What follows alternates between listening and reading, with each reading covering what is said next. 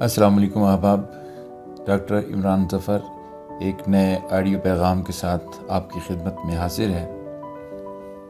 एक बहुत ही अहम सवाल जिसने न सिर्फ पढ़ने वालों को बल्कि लेक्चरशिप उर्दू की तैयारी कराने वालों को भी किसी हद तक परेशान किया हुआ है, और वो ये सवाल है कि इस दफ़ा क्या लेक्चरशिप उर्दू का पर्चा साबका तर्ज पर होगा या उसमें कुछ नई तब्दीलियाँ की जा सकती हैं। इस सिलसिले में सबसे पहले तो मैं ये अर्ज़ करता चलूँ कि मैंने ख़ुद आप लोगों की अब तक 20 या 25 के करीब जो टेस्ट लिए हैं, तो मेरे ज़हन में पहले से ही कुछ इसी तरह के ख़दशात थे, जिस हवाले से अब हमारे सामने जो पर्चे आ रहे हैं, आप लोगों ने देखा है कि उसमें साबका जो मामूल था, साबका जो तर्ज थी, उससे हट के पर्चे बनाए गए हैं।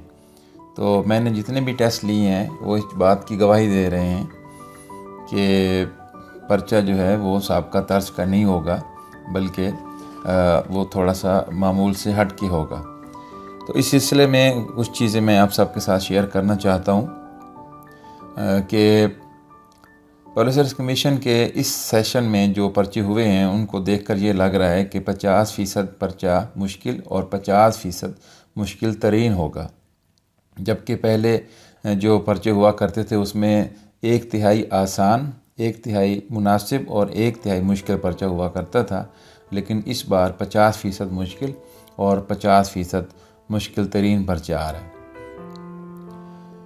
देखा जाए तो पंजाब पब्लिक सर्विस कमीशन ने इस तासुर को गलत साबित करने की कोशिश की है कि पर्चा मुख्तलिफ गाइड से कुछ फ़ीसद लिया जाता है, किसी गाइड से 5%, किसी से 10%।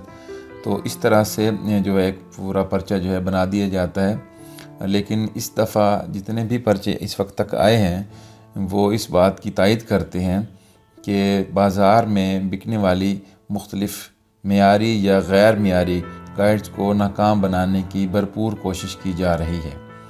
चुनांचे वो लोग जो सिर्फ़ गाइडों से तैयारी कर रहे हैं उनके लिए ये एक परेशान कुन बात हो सकती है। इसके अलावा एक और बात जो मेरे जहन में आई है वो मैं आप लोग के साथ शेयर करता चलूँ कि पर्चा जो है वो सिर्फ लाजमी पर्चों से नहीं होगा, बल्कि उसमें इख्तियारी पर्चे भी, मसलन तहकीक व तदवीन है, लिसानियात है, उर्दू ग्रामर है, ये पर्चे भी शामिल हो सकते हैं। अमूमी राय यही हुआ करती थी कि पब्लिक सर्विस कमीशन का जो पर्चा है वो पंजाब यूनिवर्सिटी के निसाब को सामने रख कर बनाया जाता है। ये राय बिल्कुल गलत है। पाकिस्तान की मुख्तलिफ़ जामियात के MA और BS उर्दू के निसाबात को सामने रख कर ये पर्चा बनाया जाएगा, जिसमें लाजमी पर्चों के साथ साथ इख्तियारी पर्चे भी शामिल हो सकते हैं। एक और बहुत ही ज़रूरी बात जो आप लोगों के साथ शेयर करना चाह रहा हूँ, कल एक दोस्त जो लाहौर से हैं उन्होंने ये सवाल भी किया है कि क्या पब्लिक सर्विस कमीशन का पर्चा भी फेडरल पब्लिक सर्विस कमीशन की तर्ज पर आ सकता है।